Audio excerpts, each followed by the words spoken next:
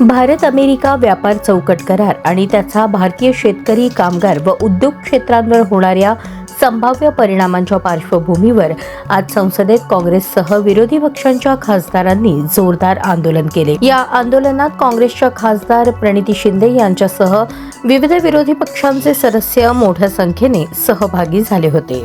राष्ट्रीय हिताशी संबंधित अत्यंत महत्त्वाच्या प्रश्नांवर पंतप्रधानांकडून कोणतीही स्पष्ट भूमिका मांडली जात नसल्याबद्दल खासदारांनी तीव्र नाराजी व्यक्त केली।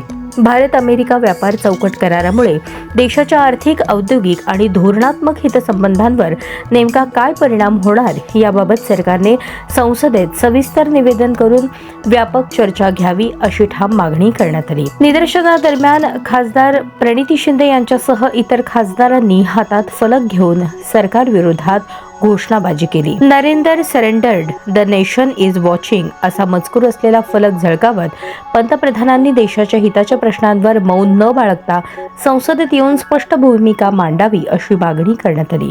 भारत अमेरिका करारामुळे भारतीय शेतकरी, कामगार आणि उद्योग क्षेत्रावर काय परिणाम होणार याबाबत सरकारने सविस्तर निवेदन द्यावे असे आंदोलनकर्त्यांनी ठासून सांगितले।